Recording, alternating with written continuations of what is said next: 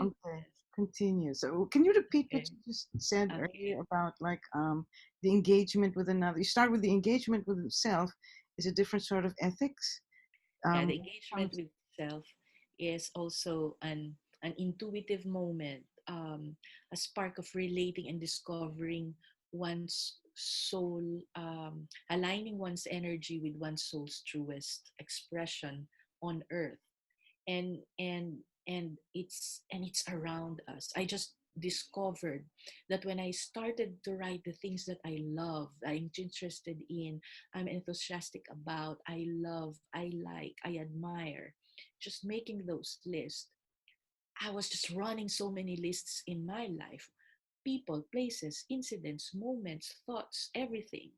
And as I was doing it, I can feel that the energy was moving me to a place of joy and happiness. And at one point it was very much related to how I was feeling energetically when I'm in the embrace of divine. mhm, So, and that exercise for me was very earthly. I wasn't even imagining any heaven. I was mhm, just being present. So what I learned from that is that inside of me, inside of the things that I went through in life already, because there are things of my past already. Even the imaginings that I created to remember those things come from the material of my past. So inside of this past, there are already connections to my soul that I wasn't present to. But in doing that intuitively now, I was seeing how heaven is very much a part of of me through these experiences. And my relating this to you is an expression of my sharing it. And I can sense that if I share it coming from this joy and energy when I was experiencing it, then that's the kind of vibe that I emanate as I share it. So this is like one aspect of me sharing that coming from this energy. And there's the intuko. And I make the distinction between this expression and the expression of intuko, because with intuko there is now the me that I choose in whatever energy level I am with. So one choice would be to be in the space of the Blessed Mother through EBP, flowing through me. But then engaging with another is a different engagement. It is engagement. So it's not just me by myself, but me with another. mhm, So this engagement with another creates a dynamic that needs conscious and discernment, because it is, and ethics, that's why ethics come in, because it does not just affect me, it now begins to affect, there's a dynamic I'm co-creating with another. Okay, mhm, so it becomes my responsibility what I put in this co-creation and what I allow in this co-creation. So there's this ever dynamic, from start to finish of what we how we will engage. And for this to be mutually beneficial and mutually acceptable, there has to be an ethical uh, engagement of both of mhm, us. mhm, So we can put in as much as we learn and as much as and contribute to create this sphere of in co-engagement, an ever enriching space. And so if I bring this back to the experience of the Japanese garden, inside a Japanese garden that is so masterfully created, um, when one walks in as the intuitive self, as the self, allowing oneself to walk into a garden and experiencing something, whatever I experience is totally mine. You know, another one's experience would be totally his or her. So when I move, and my experience of Japanese gardens is that there's a certain standard, high level of standard that allows me to experience it, and I feel safe. and I feel fully in the space of sacred.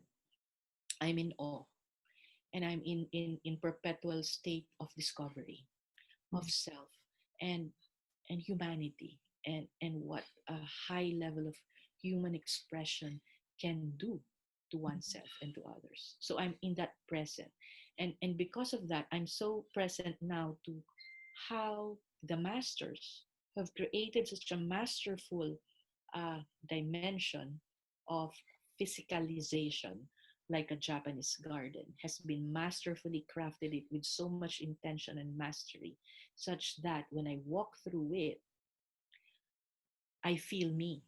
I am present to me, not to their stuff.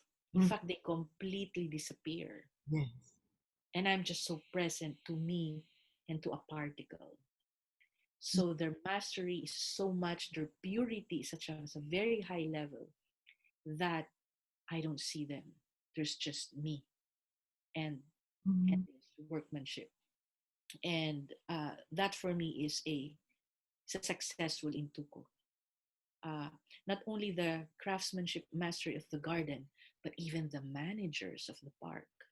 Mhm. Because what the managers of the park do is to create pathways and a program that's very intentional, well thought of, on how to allow and where to allow with very minimum presence, how to allow the visitors to come in and out. If you say they're not like saying, don't do this, don't do that, there are not much of those rules. I So know they've that. done it at a very high level of precision and Mm. of unobtrusive accuracy Mhm. that you walked in like it's an open house. And the barriers are very minimal, but Mm. they evoke that sense of respect, honor, Oh, because they honor you with respect. right. You know, they don't tell you you should do this, you should do that. They're actually by example, by bowing to you, they bow to you, they honor you, they give you respect, they give everything. And I think that's how they elicit that same level of honor and respect when they afford it to you. So that's the intuko engagement that I find beautiful. And I distinguish that part. Now, just coming back straight to this part, the first part where I'm able to intuit, many of us are still in the process of remembering or Yes. re-engaging intuitively with self. Um, I find in my work, say with Yolanda, Mhm. people feel undeserving. People don't even think that who they are is the sun. They don't even see that. They just see that what I have, what I don't have, Mhm. uh, defines me, is who I am. So there's a lot of shame there. Okay. So it may be an experience, different experience for people. So how before they can walk into a Japanese garden and allow themselves to be present to their holiness and their sacredness that the Japanese garden is meant to mirror for them, because it's not just beauty. If you want to optimize the mirroring that the Japanese garden does, it really mirrors the divine, the divinity that you are, the oneness that you are with all things. So it takes a certain level of um, of openness for a visitor to have that experience. So it's very important for me to have experienced that when I start to experience and allow myself my own sense of joy, Mhm. being present to my sense of joy, to my sense of spirit, my sense Mhm. of soul, Mhm. and allowing myself connection through that, to trial and error. Maybe that's a service that I could also look forward to when there's an experience, because the park has parking spaces. The park has a gate where people just speak, so there's a space where people can actually come in and then are invited, but they do not necessarily have to make the decision to go in. So perhaps if there's a park like that, like there's a holding area or there's a visitor area, for me to enter, to pick, that helps me to be present to that state of who I am. That can be the first, like a beginning, to explore that part of me, so that I can then walk into that garden more presently and more ready. So two things. One is the I like it how Brad already created the word intuitive inside. Okay, so it's like intuitive inside, like a parking space before the actual park itself. So the intuitive inside, if I can, if I can practice more the intuitive inside, allow myself to explore that more, then I would be more ready and more participatory in the Intuko, which would be the park itself. Mhm. Uh, so there.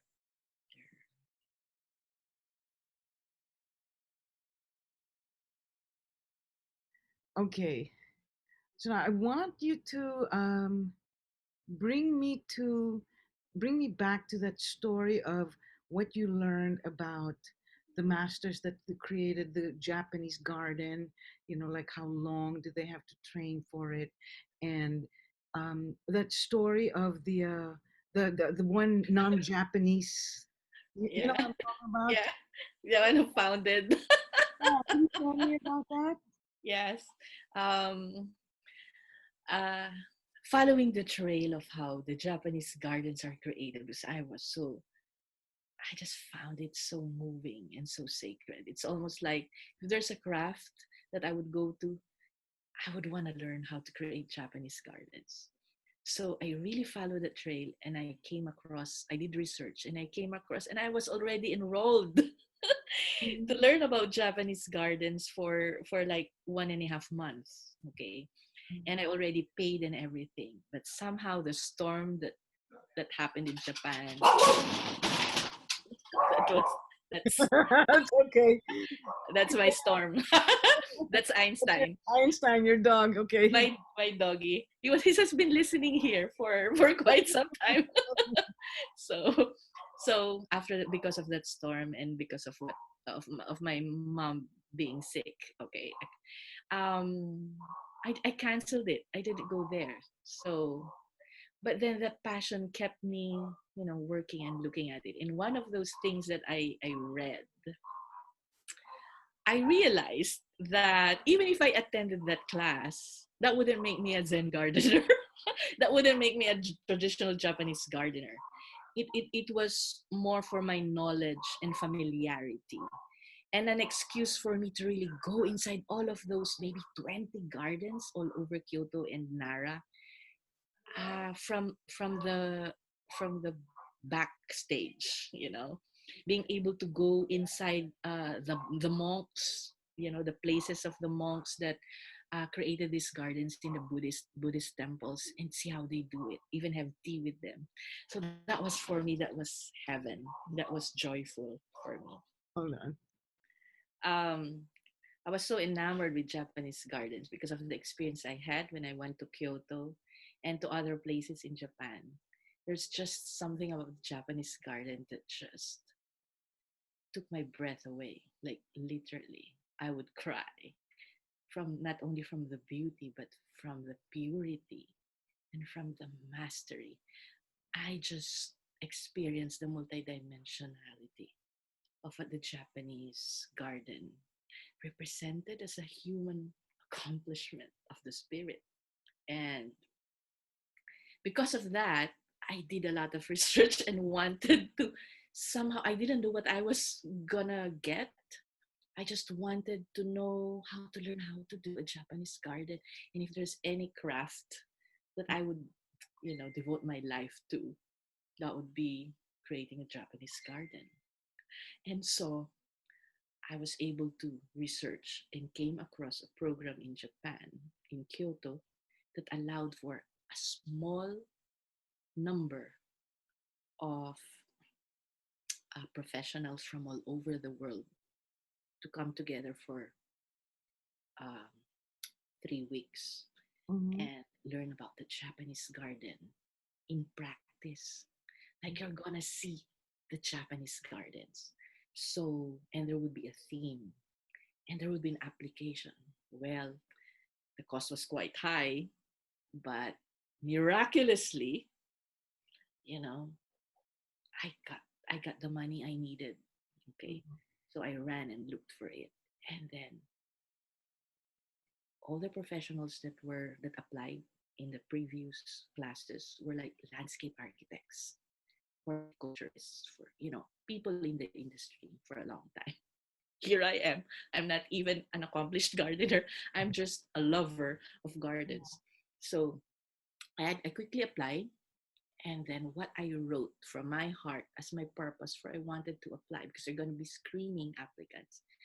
I said I've been in disaster management for 3 years now in the Philippines, and there's something about the sacredness of the experience of gardens that allows for one to be in one's state of inner peace, an experience of the sacred quickly by just walking through a garden. So I was seeing how in working with communities to create resilience, and for us to learn more that resilience really comes from within. How after we've set all our contingency measures on how to prepare for any disaster coming in, what would really make the most difference is our sense of being. And having gardens like that in a community would immediately convey intuitively to people what that means like. So I wanted to discover, how does one create a space like that? So I wanted to do that. And luckily I got a letter that says I qualified and I was invited. I was to be part of this small group of people for that year. Wow. So moving forward, I went there and prepared, but it didn't happen because the biggest storm happened in Japan, and my mother was in the hospital, so I had to forego everything.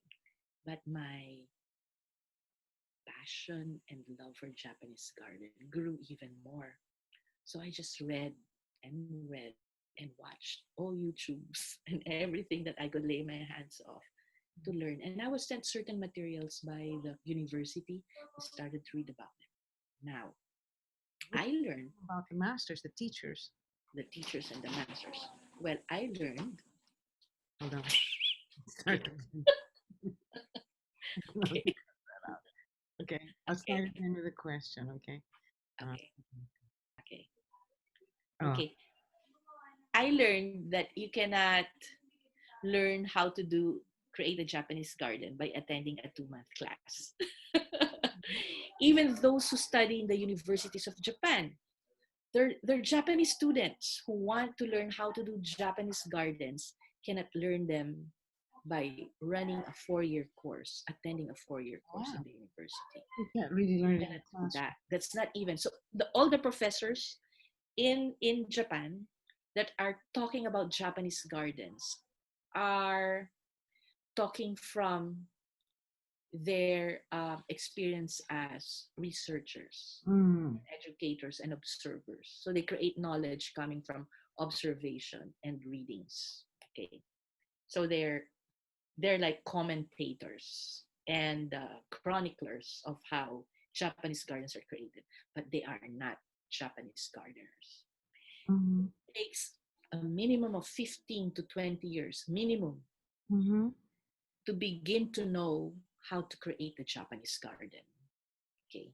Mm-hmm. So those who actually go about and create gardens outside, who are non-Japanese or who are Japanese but have not really had the experience of creating, learning from the master, are not really true Japanese gardeners. Um, Okay.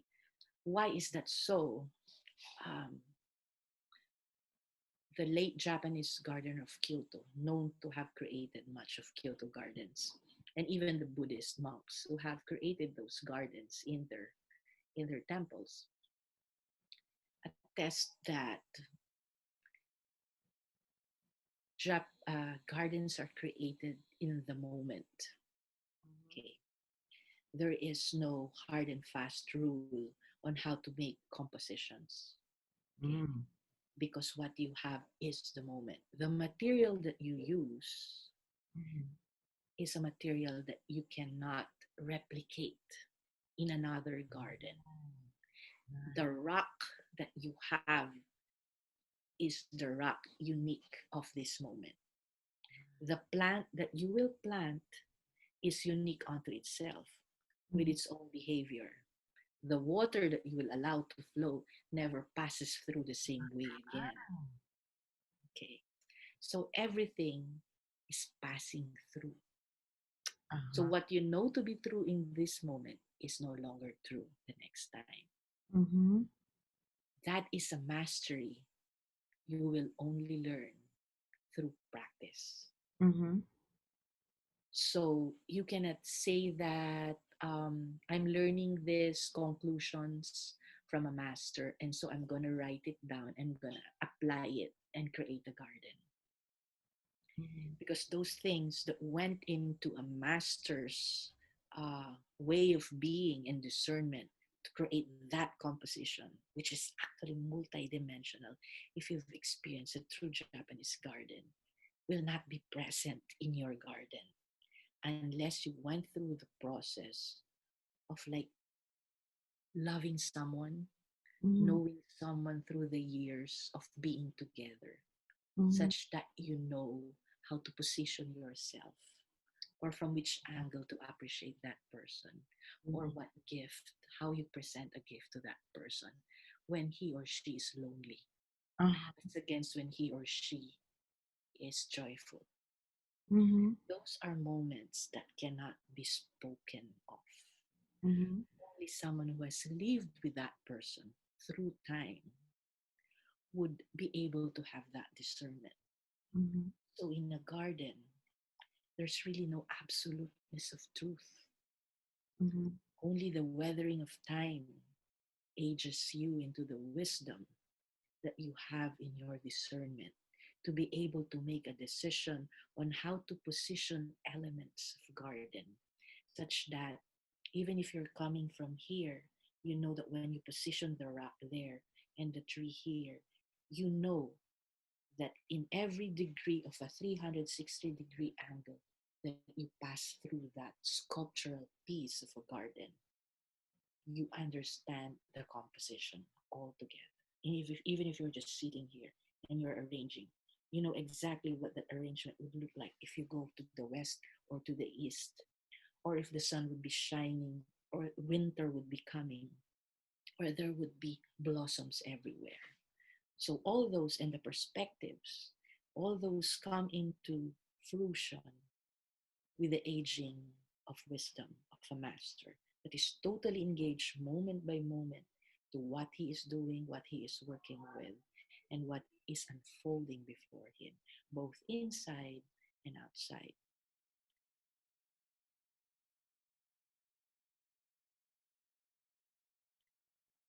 So, one bold American wanted to learn how to do a Japanese garden, dedicated himself to work with the last master of Kyoto Garden, and he spent years, 15 years or less with the master.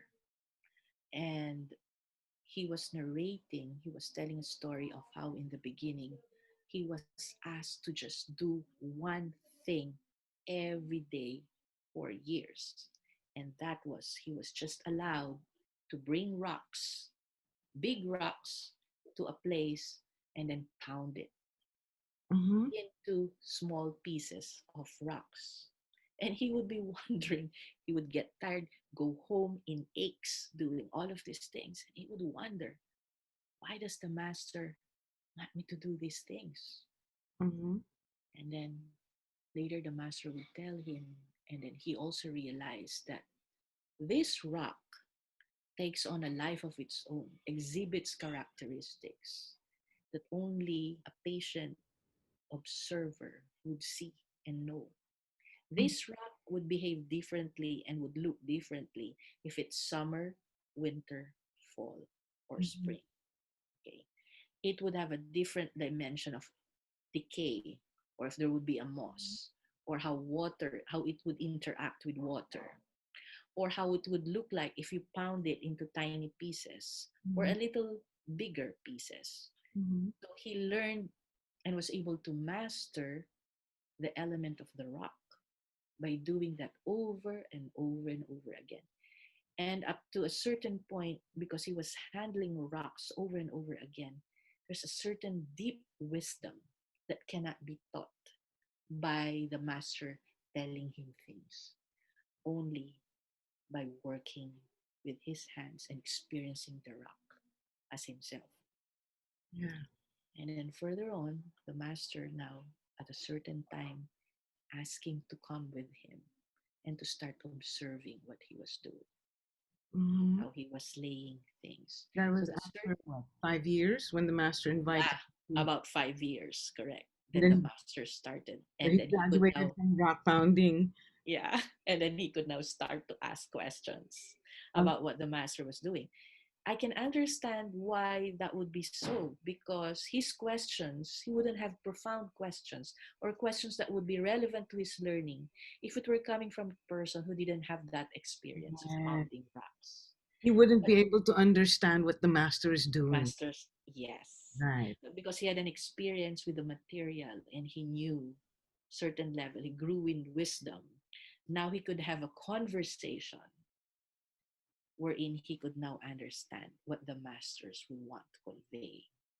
Mhm. So that's how the dance with the masters happened to him. So now he could understand that when the master creates a garden, it's never the same for any garden. So you cannot recreate what the master did, nor can the master recreate what you did. It's only for the moment.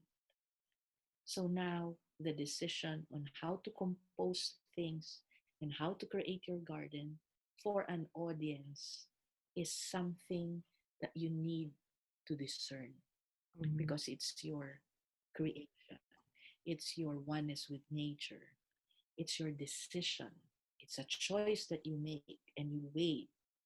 And the success of that garden and how it will land on people will all depend on that discernment and choice that you make as you made, crafted, and composed that garden. So I was moved by that. I was truly moved by that. And when I was reading that, I was coming already from a different place. It was resonating with me from a different place. It was talking to me in terms of anything and everything that I do, anything and everything that my soul wanted to express. Uh, that level of presence and willingness to commit, to be transformed as the rock that gardener was transforming, because he was transforming a rock from Mhm. a big one. He was making it into smaller pieces. There was a sacredness and responsibility to that one had to learn. It Mhm. was not just pounding. Probably at the beginning, first, they would just think this is a rock, and you would have that attitude and you would carelessly pound on it. Mhm. But as you go through that, every day, that pounding became more and more sacred. Like the rock and you are one. Mhm. So your decision to pound it into what shape depends on what you want to be, what you want to Mhm. become, how Mhm. you want to transform oneself, so that it's a responsibility. For that rock will never be the same again. We just change it into something different. So it's a choice. What I got there, it's a choice that we make. When I begin to transform myself or transform something in my creation, it's a responsibility. And how much awareness I have of the rock that I'm holding will eventually impact Mhm. whatever garden I am composing.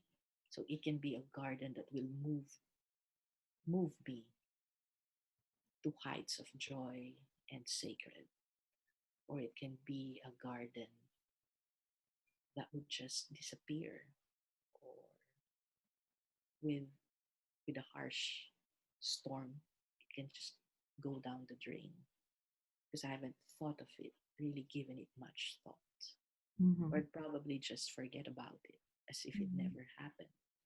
So that's what I appreciated about the, this story about the Japanese garden.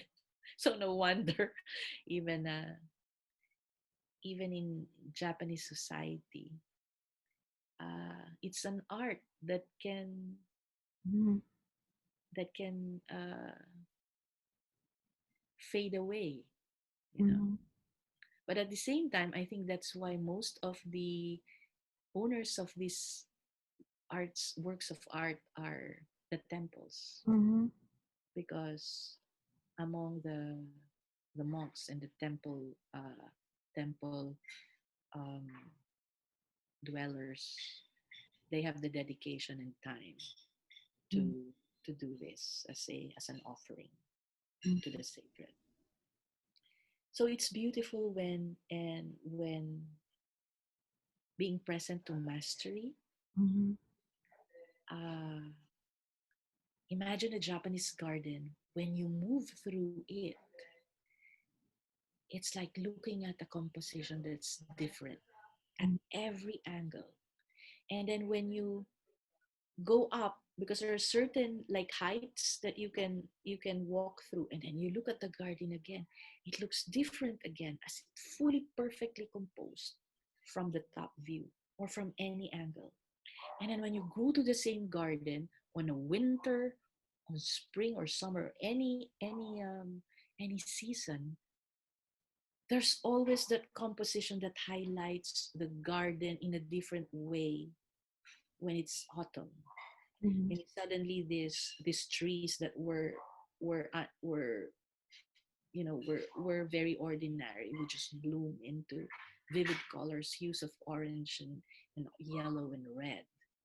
And when it's springtime, all of these autumn leaves, are just ordinary trees, and they allow the beauty of the sakura or the plum blossom trees to be center stage. That's the other thing.